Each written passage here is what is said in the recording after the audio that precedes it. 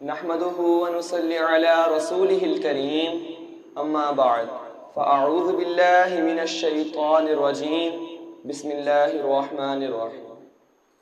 جناب صدر، محترم اساتذہ کرام اور میرے ساتھیوں، السلام علیکم ورحمۃ اللہ۔ اندھیری رات ہے شمس الضحیٰ کی بات کرو، اندھیری رات ہے شمس الضحیٰ کی بات کرو، ستاروں آؤ نور مصطفیٰ کی بات کرو۔ معزز سامعین، میرا آج کا موضوع سخن سیرت النبی صلی اللہ علیہ وسلم ہے۔ اس نیلے آسمان کے ستارے آج بھی دنیا کے خطے میں بہار دیکھ رہے ہیں۔ جناب صدر، وہ بہار میرے آقا صلی اللہ علیہ وسلم کا اخلاق ہے۔ شکر ہے اس پروردگار عالم کا جس نے ہمیں اشرف المخلوقات بنا دیا۔ پہلی وحی کے ذریعے پیغام حق کا آغاز ہوا اور تقریباً 23 سال کی جد و جہد سے اپنی تکمیل کو پہنچا دیا۔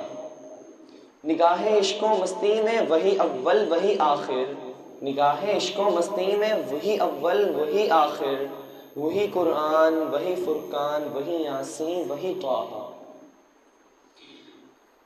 جناب صدر، میرے حضور صلی اللہ علیہ وسلم کا اخلاق پورا قرآن تھا۔ آپ صلی اللہ علیہ وسلم نے اپنے اخلاق حسنہ سے اخلاق و تہذیب کو شائستگی کا نمونہ بنا دیا۔ معلم تھے تو ان کا اخلاق دیکھو، معلم تھے تو ان کا اخلاق دیکھو، تاجر تھے تو ان کی ایمانداری دیکھو، حاکم تھے تو ان کی حکمرانی دیکھو، حاکم تھے تو ان کی حکمرانی دیکھو، منتظم تھے تو ان کا انتظام دیکھو، سپہ سالار تھے تو ان کی حکمت عملی دیکھو۔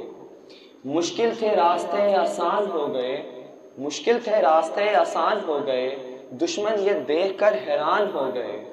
رکھا میرے نبی نے دنیا پر جب قدم، رکھا میرے نبی نے دنیا پر جب قدم، پتھر بھی کلمہ پڑھ کر مسلمان ہو گئے۔ جناب صدر، فتح مکہ کے موقع پر دشمن کی آنکھیں شرم سے جھکی ہوئی تھیں، ڈر، خوف اور پسینے سے شرابور تھے اور سوچ رہے تھے کہ آج کے دن نبی کریم صلی اللہ علیہ وسلم بدلہ لیں گے، لیکن میرے نبی صلی اللہ علیہ وسلم نے فرمایا جاؤ، آج کے دن تم پر کوئی بدلہ نہیں۔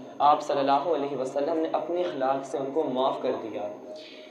میرے حضور کے نقش قدم جہاں ٹھہرے، میرے حضور کے نقش قدم جہاں ٹھہرے، زمانے بھر کی ہدایت کے وہ نشاں ٹھہرے۔